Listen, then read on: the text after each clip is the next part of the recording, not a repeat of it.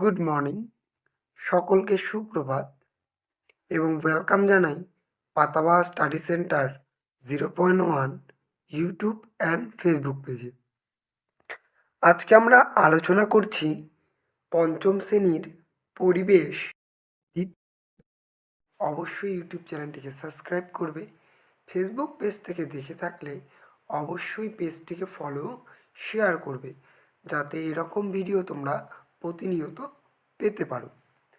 চলো তবে শুরু করছি আজকের ভিডিও। একের দাগে রয়েছে, দেখো, সঠিক উত্তরটি বেছে নিয়ে লেখো। একের দাগে রয়েছে টেরাকোটার কাজ হয় কোথায়? লিখবে বিষ্ণুপুরে। দ্বিতীয় নম্বর রয়েছে পুরুলিয়ার আগের নাম কী ছিল? তাহলে পুরুলিয়ার আগের নাম কী ছিল? লিখবে মানভূমি। তিনের দাগে রয়েছে সীতাভোগ ও মিহিদানার জন্য বিখ্যাত, লিখবে বর্ধমান। 4 নম্বর লিখবে দার্জিলিং, পুরুলিয়া, বীরভূমের পাহাড়ে চাষ হয়, লিখবে দার্জিলিং।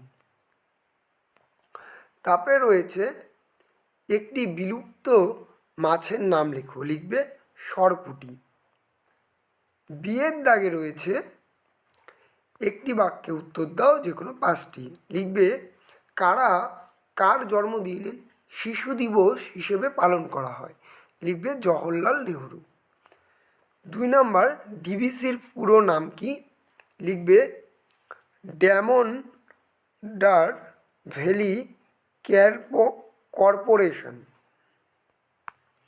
3 নম্বরে লিখবে রান্না করার দুটি আধুনিক যন্ত্রের নাম লিখো, লিখবে মাইক্রোওভেন ও ইন্ডাকশন চুল্লা।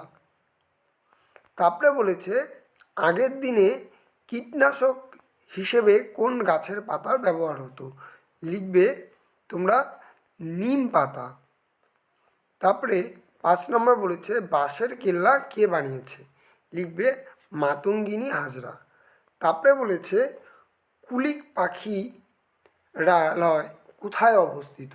লিখবে রায়গঞ্জে। সিতে বলেছে শূন্যস্থান পূরণ করো। বলেছে রেশম কীট পালনের জন্য ড্যাশ গাছ লাগানো হয়, লিখবে সুতো বা মূলবেরি। 2 নম্বর ধান কাটা বা ঝাড়ার আধুনিক যন্ত্রের নাম কি? লিখবে তোমরা হারভেস্টার।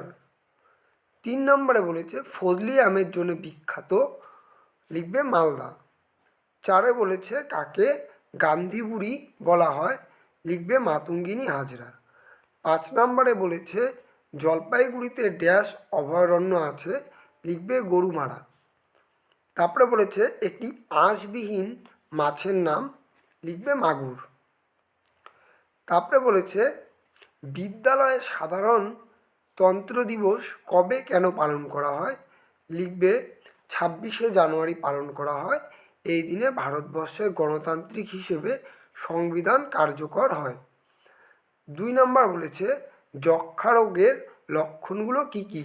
লিখবে দীর্ঘদিন ধরে কাশি হওয়া, বুকে ব্যথা, কম ওজন হওয়া বা জ্বর ও রাতের ঘাম। তারপরে বলেছে বেলে মাটি ও দোআঁশ মাটি কাকে বলে? লিখবে বেলে মাটি হালকা ও দানাদার, আর দোআঁশ মাটি হলো কদমযুক্ত বা কাদাযুক্ত। 4 নম্বরে বলেছে ভেরির মাছ খেতে ভালো, ভেরিতে কি কি মাছ পাওয়া যায়? লিখবে চিংড়ি, কাচকি, পুঁটি, ট্যাংরা প্রভৃতি। 5 নম্বর বলেছে কবে ভারতের সবুজ বিপ্লব শুরু হয় বা সবুজ বিপ্লব বলতে কি বোঝো?